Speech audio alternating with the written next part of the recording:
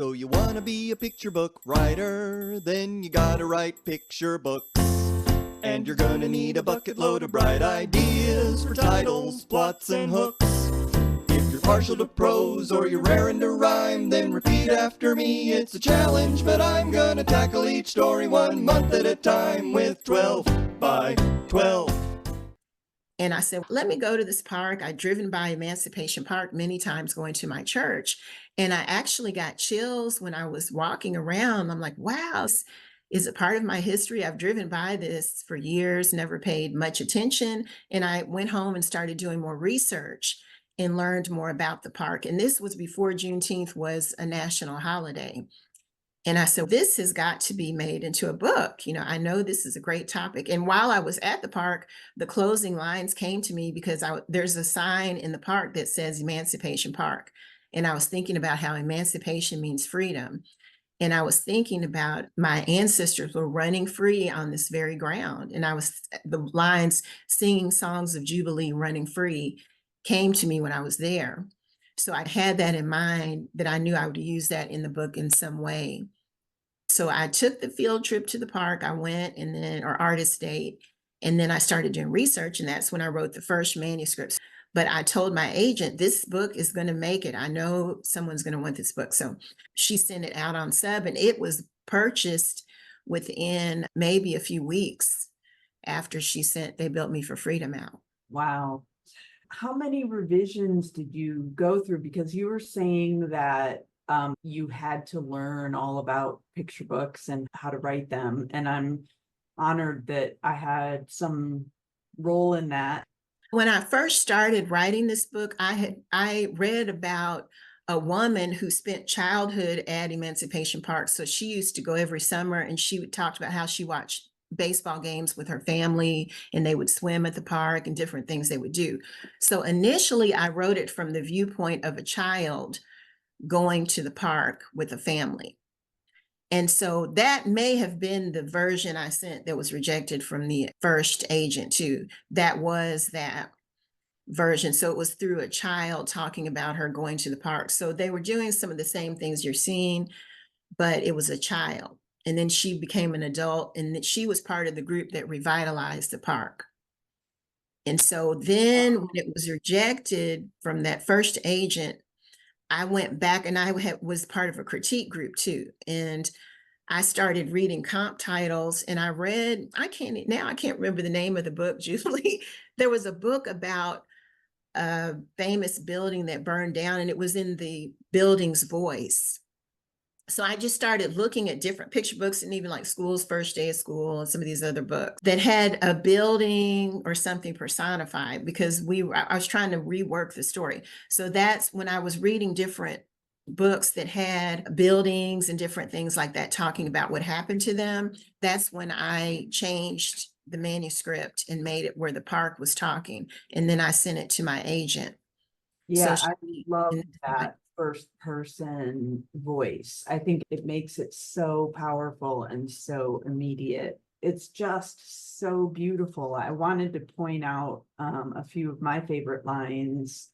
I love you use a lot of poetic devices, and picnic baskets bursting with barbecue, all of and munching cottony treats, watching baseballs rocket toward the clouds. There's so many juicy verbs here and active language.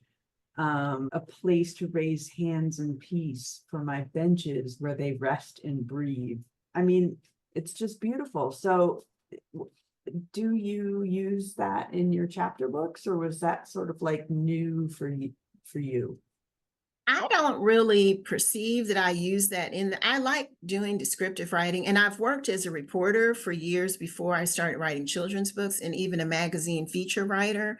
So I've always enjoyed writing descriptive things, and I've always loved poetry, because actually when I came into 12 by 12, I would just be writing poems and putting them in the forum because I didn't know how to structure the stories.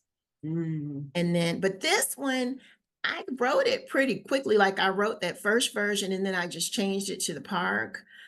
And I didn't make that many changes with it, except when I got with my editor, he had me add a couple stanzas in to describe a couple more stanzas in. So that was, but really what it is, I think I just love poetry. And even with, I have 3 children, and all their growing up, they would be in like speech competitions and memorizing poems. And I would share some of my favorite poems like Langston Hughes and different historical poetry with them. And I was just able to write like that. Also, I love reading novels in verse, and I read novels in verse all the time. So it may be somehow I'm just able to think like that or something. I don't know. When you are consuming a lot of poetry and it becomes part of how you live, how you think, how you write. But yeah, I think this is probably a poem picture book. I mean, it has a story, but it really is poetry. It's so for people who wonder, about structure, things that don't necessarily follow the 3 act structure or that are potentially more quiet or more lyrical, this is really a fantastic mentor text for that. Let's see. Delano asks, he says, you had the ending first, that you mentioned that. And so how hard was it getting the story started so that it would fit your ending? I came up with the lines for the ending, but I wasn't sure that was going to be the ending. I just knew that I wanted something with singing songs of Jubilee running free in the story. But because I was talking initially about the little girl coming to the park with her family, I had a narrative and kind of a time, because she came to the park, enjoyed it as a child. Then there was the time of neglect. So it went through the same journey during that version as it did in the end. And I can't remember how I knew to put that in the ending. I just knew I wanted to use those lines. And then I just put that in the end after I did the narrative portion of the story. Mm-hmm. Okay, great. And Kathleen asked, so you mentioned, and I absolutely loved this because I feel like we rarely hear, we have so much imposter syndrome that it's not often that you hear writers speak with so much confidence and conviction. But you said that when you wrote this and that you knew it was going to make it. You said that in your chat. And so Kathleen is asking how you pitched this. Like, I you really obviously told very- my agent, send it out. I said, Juneteenth is going to be a holiday. And I know this is a story that we need because, and I already had an agent, so it wasn't like I had to write a query letter or anything. I just emailed her and said, I know this is going to make it. And I don't know how I knew, but, and another thing I didn't mention is that before I wrote this book, I also, at that same conference I mentioned where my book had won a prize, Kelly Starling Lyons, she's a children's book author. You may be aware of her. She read one of her books, and we were all in tears on the Zoom. We were hiding our faces on Zoom. It was so beautiful. And I was like, I want to write something like that really touches people and takes you through your history. Her books make me feel proud to be an African-American woman. They tell my history, and that's what I wanted to write. And I just felt this was doing that.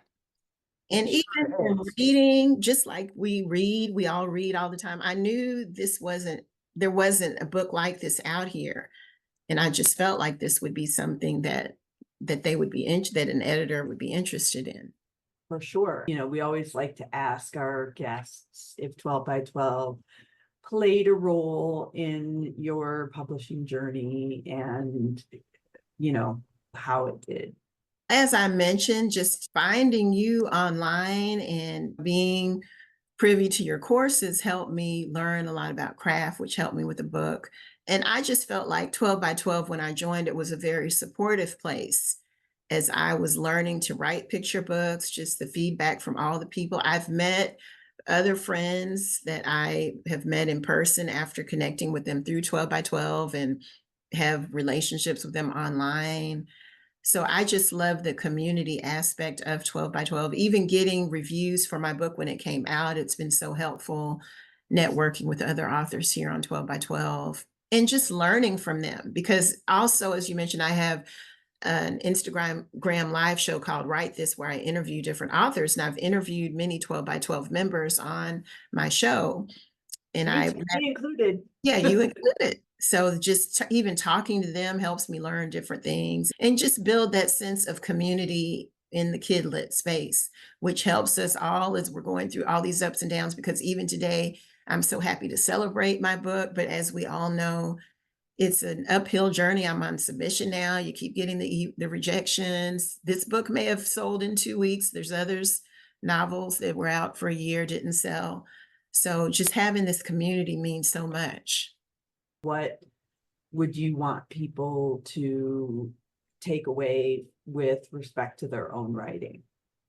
Just to stay in community and to learn all you can, and know that all along this journey, all the little things you're learning, even when you have struggles, even when you have disappointments, the little things that you're learning can help you along your path. Because when I first started listening to Julie, I still had fear. Can I do this? I don't know if I can do this. And then I look back and many of the little tidbits that you shared in your courses and things I've learned from other people all along the journey, it takes you along your path to success. And as you said, even when you get, this is just a continuous process. So even when you achieve these goals, there still will be, it's just a continuous journey. It never really ends. So just try to enjoy every step along the way. And you're doing it for the love of your writing and for the love of sharing stories with children. So just try to keep that at the top of your mind as you're working. That's absolutely It's a perfect. challenge, but I'm gonna tackle each story 1 month at a time with 12 by 12.